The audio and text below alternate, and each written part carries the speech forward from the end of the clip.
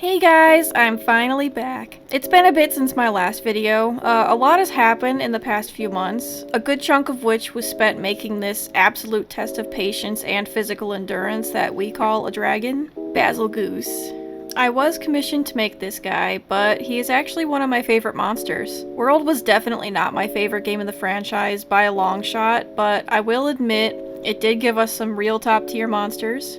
At first, I was so excited to tackle this guy, but that excitement quickly turned to anguish as I realized the true scope of what I'd be dealing with here. And with that, come join me in my descent into scale hell. That descent starts with a very sturdy wire and a whole lot of wool. Yes, all of this and more will be needed to create Bagel here.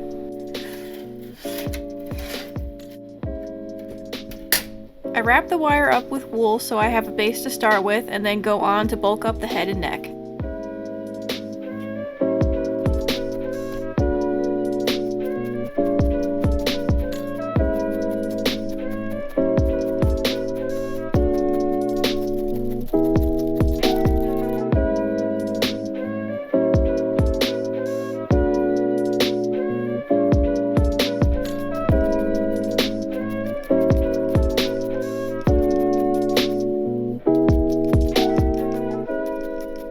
Bagel has a lot going on with his neck, so we will need a lot of wool to get it to the right shape and size. I also roughly give the rest of the body and tail some form to it. I don't add too much bulk at this stage since he's going to be getting a lot of scales and things later on which will add to the thickness of it all.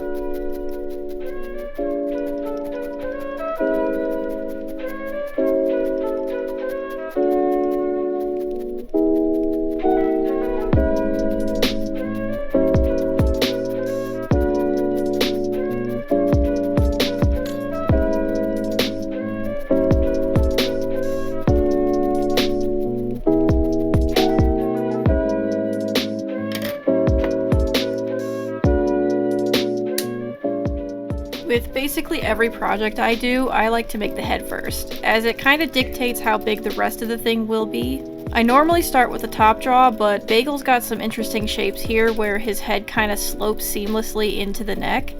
So starting with the bottom jaw just seemed to make more sense here. I add a bunch of wool to give me a basic shape to work with before trimming it down to refine it.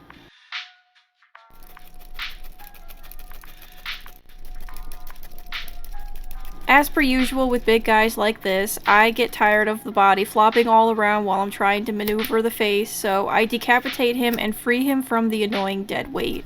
Now it's a lot more manageable. Once I trim and undo a lot of the work I just made on the jaw, I can line the inside of the mouth with pink and add in a little tongue.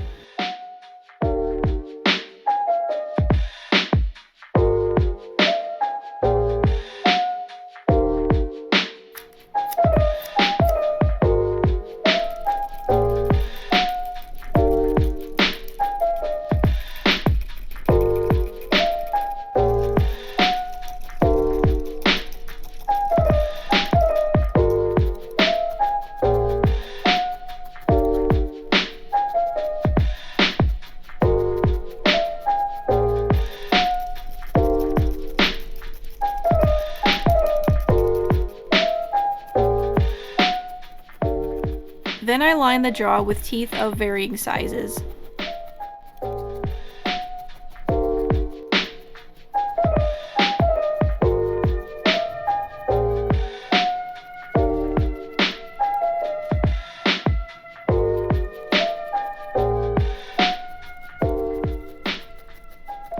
Now I work on making the top jaw and giving him some lips.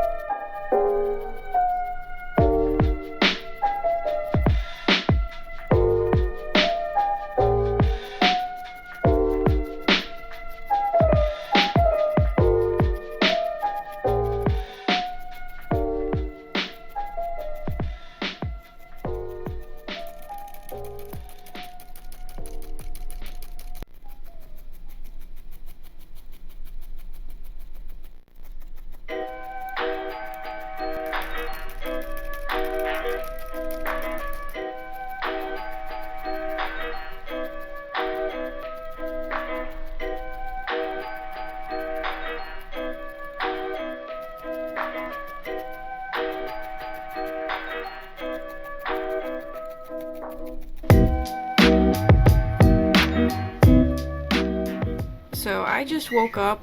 It's the next day now after making this. I don't like it. I don't like where it's going. It doesn't look like him. So I'm gonna redo it. All this time I know has been put into it already, but sometimes you just gotta.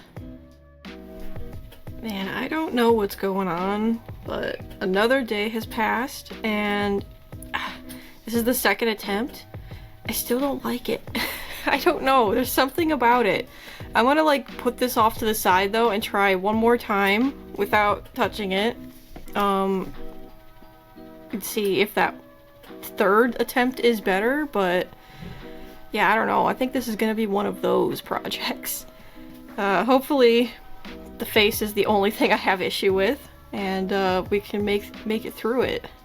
For the final attempt, I decided to make his mouth closed. I think it was just causing me too many issues, and that was the correct choice. I was able to keep the scale a lot closer to what I actually wanted by doing it this way.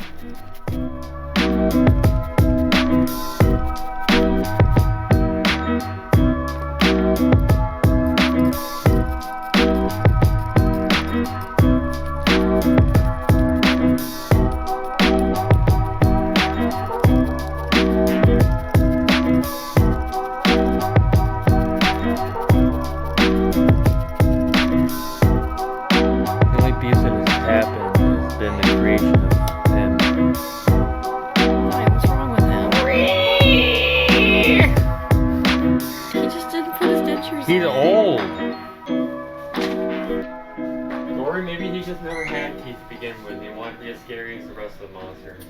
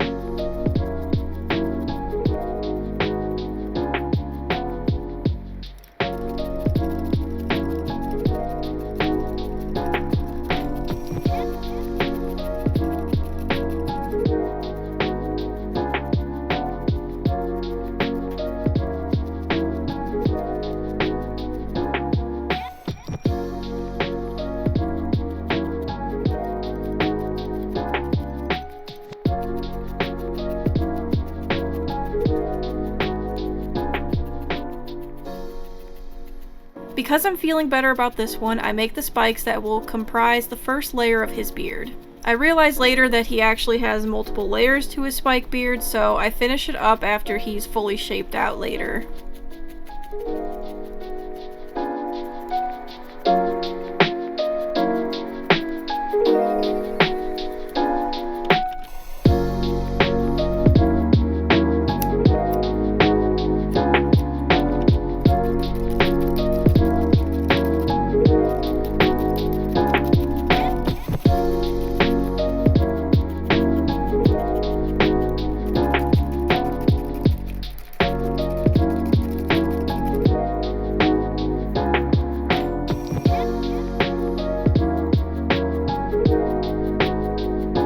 Once he's got most of his face done, I reunite him with his body.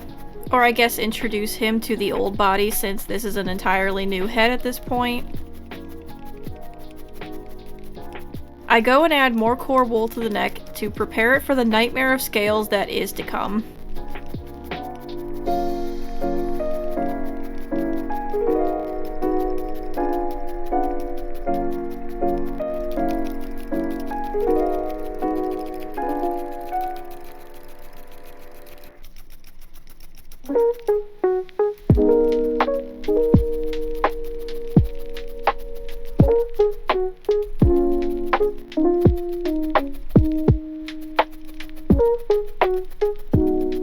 Now, I'm not going for one-to-one accuracy here, so the number of scales will be wrong, but can you blame me? There's hundreds of these things. Luckily, it seems like only the scales on the spine overlap, so I start at the base of the neck for those. For the rest, I can start back at the head and work down.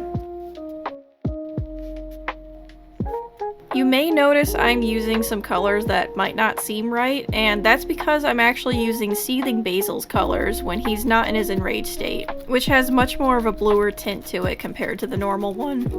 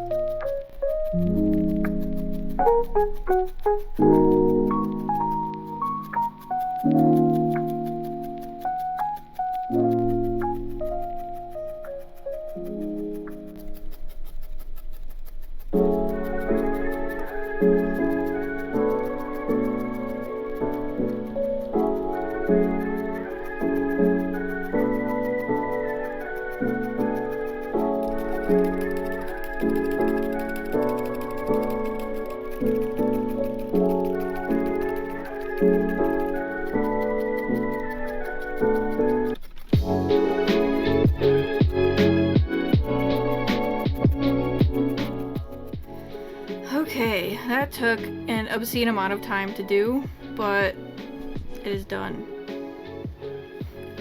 And now, gotta do it again. Yay! Once the first of many rounds of scales are made, I can then go and fill in the cracks in between them with the pink glowy bits. I'm glad I was able to use Seething Basil as the reference because I actually love this color scheme a lot more. I especially love the enraged state. I just really love those colors. But his more chilled out state is still good to me.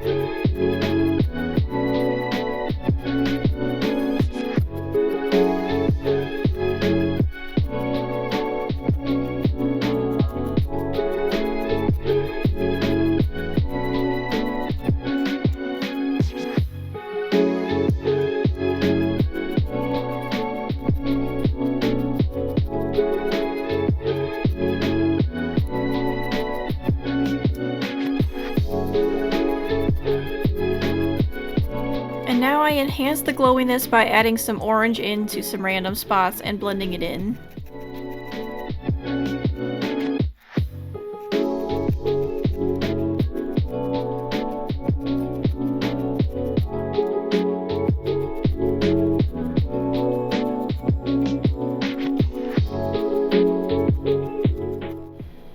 Okay, just finished up the neck here. Took forever, but probably one of the worst parts done now, although I am a little scared of the wings, but we'll get to that later. So I'm not gonna do his bombs yet because I have to finish like his body first because he's gonna be like twisting and turning all around. They're just gonna get smushed. So that'll come after the rest of this is kind of felted in. So for now, we're just gonna go straight to the legs, I think.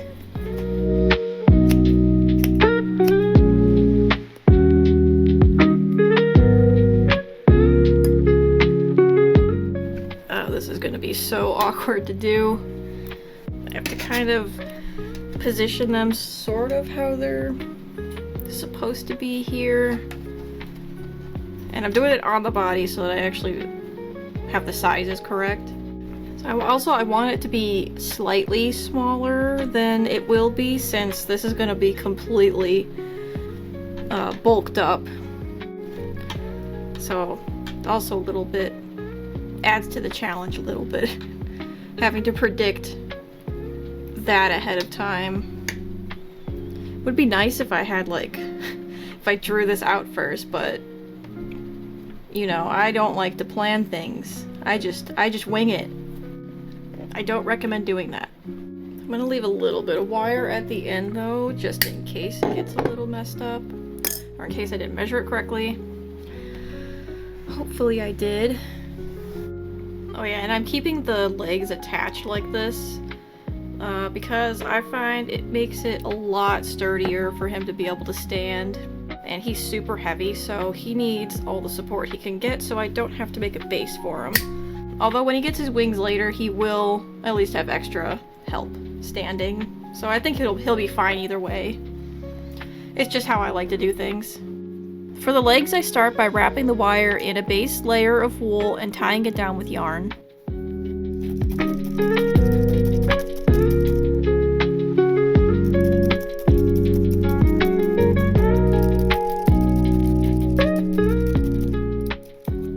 I bulk some parts of the legs up for the muscle definition, but keeping it very basic for now so that they don't get too large on me.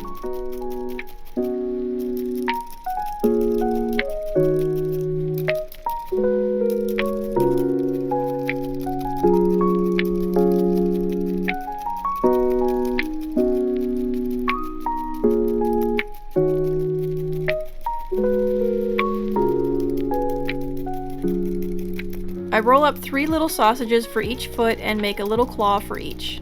I wish I put wire into each of these so that I can pose them a little bit better, but oh well. It still worked out in the end for the most part.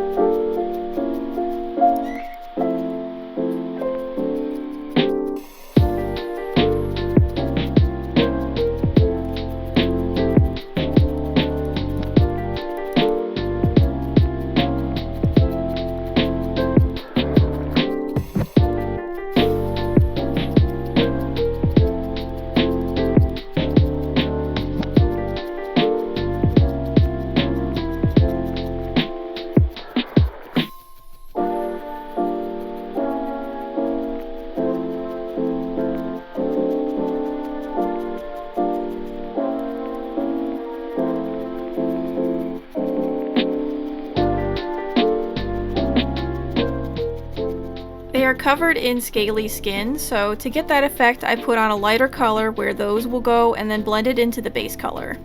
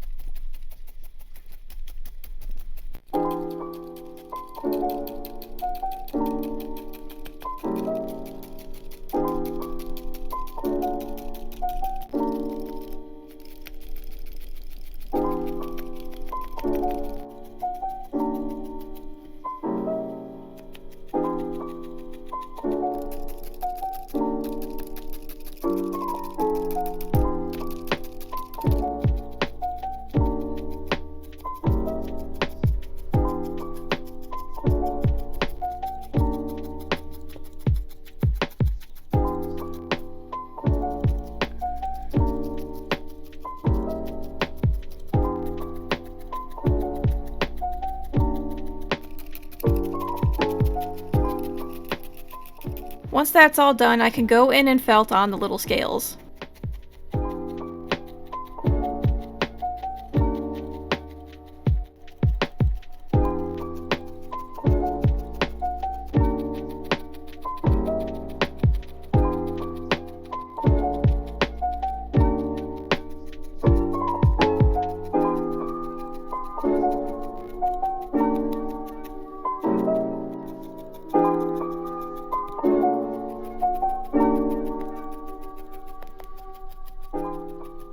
To finish the legs, I need to add a cluster of little bomb scales to the ankles.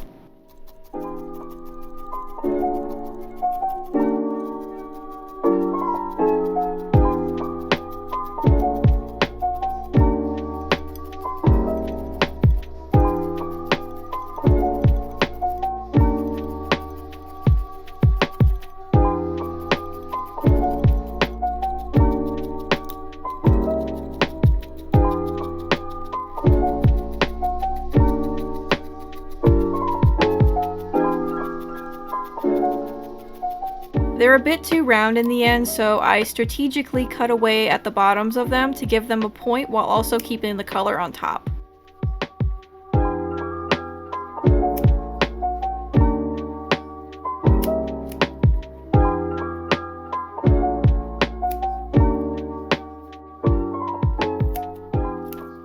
Now that the legs have most of their details added, I can attach them to the body. I purposefully avoided scaling the thighs and hips since I need to blend them into the body, which would have undid all that detail.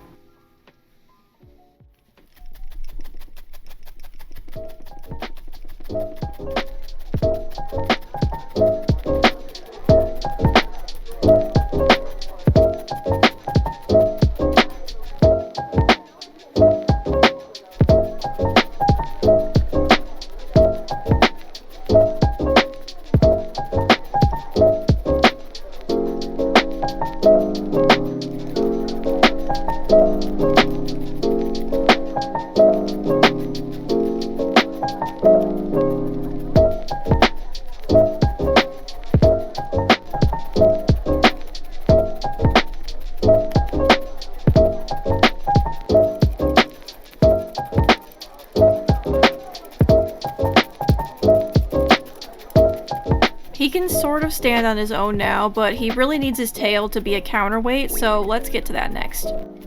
His tail is almost exactly the same process as the neck, the only difference being a single spike at the end instead of a face.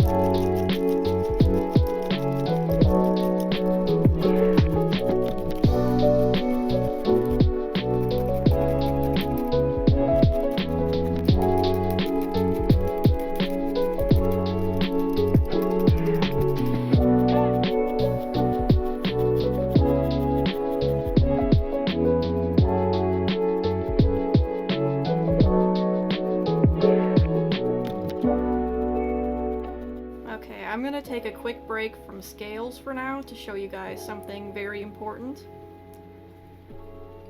I got shrimp now.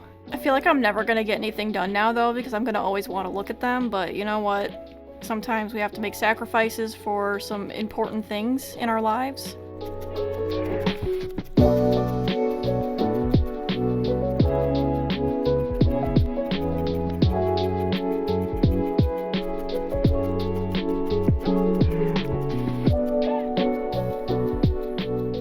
After the top part of the tail is complete, I can now finish with scaling the back up to the neck. I leave a space open at the base of the neck so that I can fit in the shoulders of the wings later.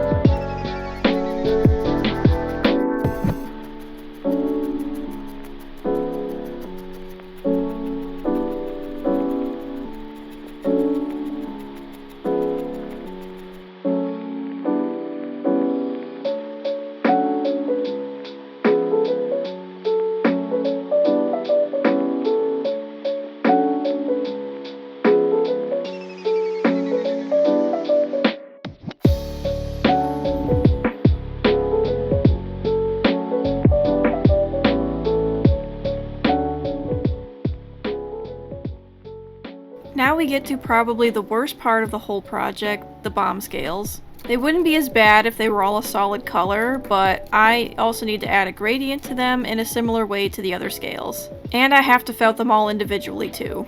I start with the color that the tip of the bombs will be for each of them, so I have a baseline of the gradient. I also pin them to the tail as I go so that I know I'm making enough of them and that they form a satisfying gradient of glowiness. For the second phase of them, I refine the gradients a bit and add the gray parts to the base of the scales.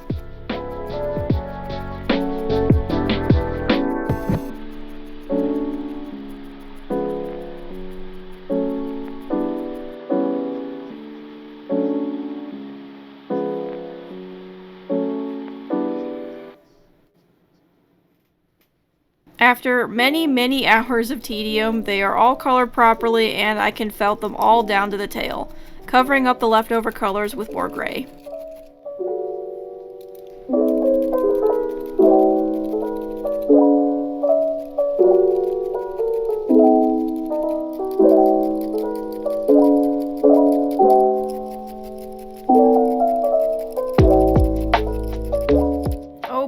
I had so much fun felting the same thing 35 times for the tail, and I can't wait to spend another 6 hours doing it again for the neck. But lucky for you guys, through the power of editing, it'll be done in pretty much an instant. And there you have it. All the body is done now. I was wrong though, it did not take 6 hours, it actually took 9. and I have no idea how it even did that, but I mean, that's just how it is, I guess. So, on to the wings now, the final part. For the wings, I start by tracing out a stencil for the wing membrane so that I can cut it out of pre-felt, because there's no way I'm felting those things from scratch.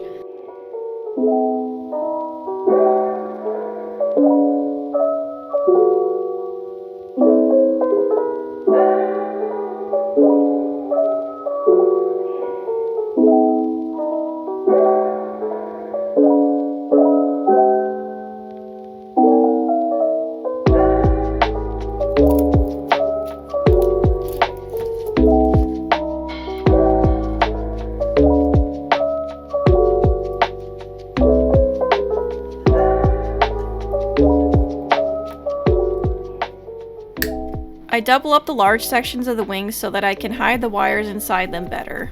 Before going wild and covering the whole thing in wool, I seal up a couple points on the edges so that the pieces stay together and the wire stops trying to escape.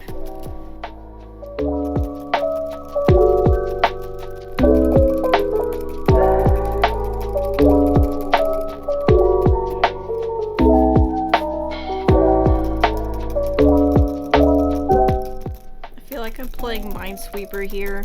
I can't see the wire at all, and I keep hitting it. I just know I'm going to break at least a couple needles doing this. Now I cover the whole thing with a base layer of gray, trying my best to not hit the wire underneath.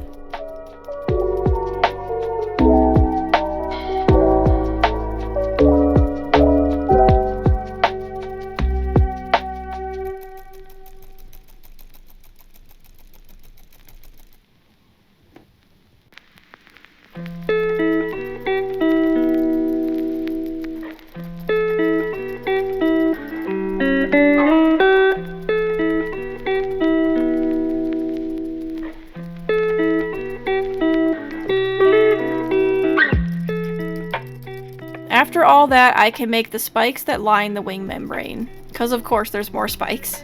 These are also a steady gradient as they go down the row. I start with the dark gray wool, and with each spike I mix just a little bit more of the lighter gray before just switching to that color entirely for the rest of them.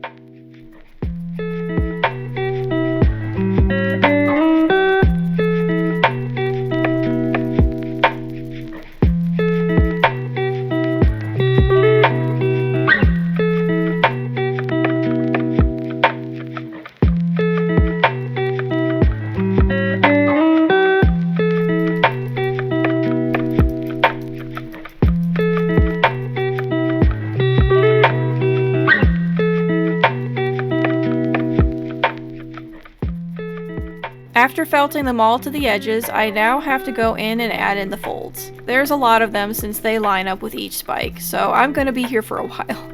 There was a lot of tweaking involved here to get it to look right since I've never really done an effect like this before. I ended up cutting a lot away at the top of the wing where all the folds meet and redoing them until I get it to a point where I'm satisfied. To complete them, I felt just a little bit more loose wool on top so that they blend in just a little bit together.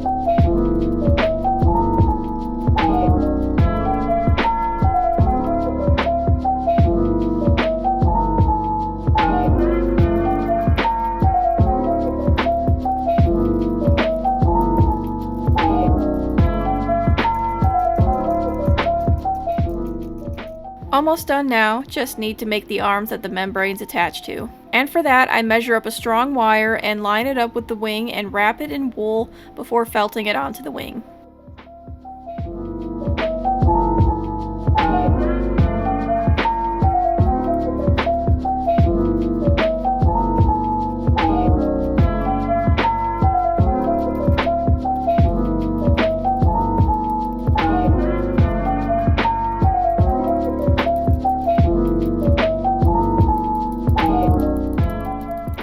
I bulk it up a bit with core wool so that I have enough of a rough shape to work with, and then I attach the wing thumb.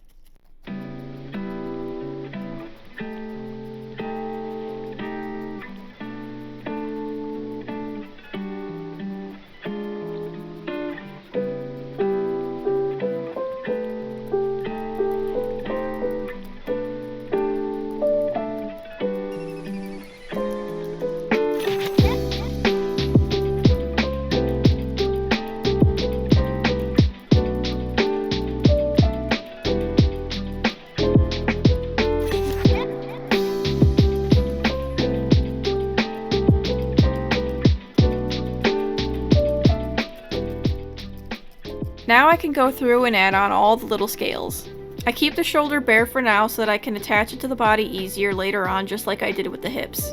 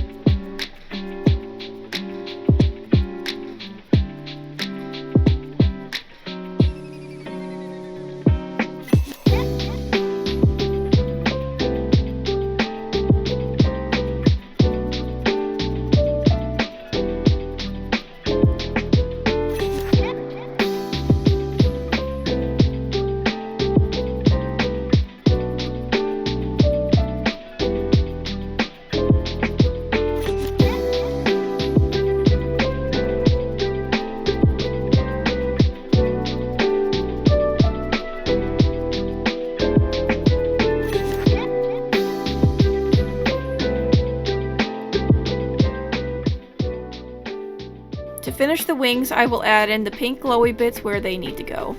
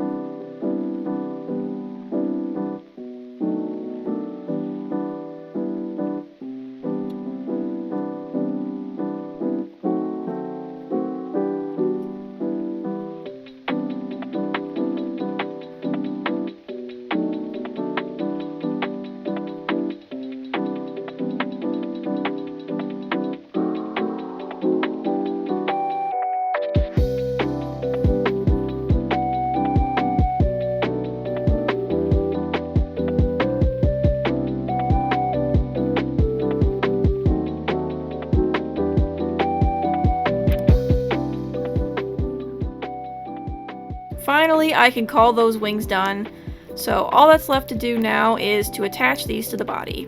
I do that by cutting a hole for the wire to slide into, hot gluing it in place, and then adding more wool to the shoulder and armpit to secure it in.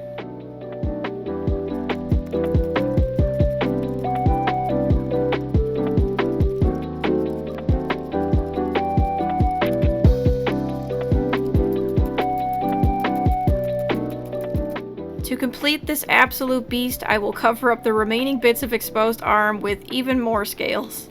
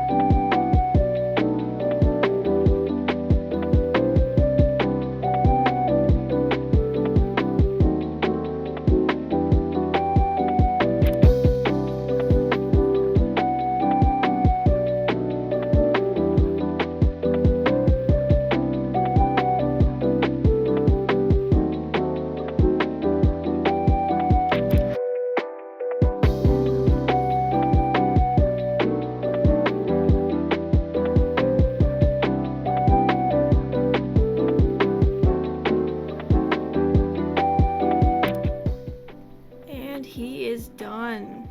That was a whole month of my life dedicated to scale hell. But it's finally finished.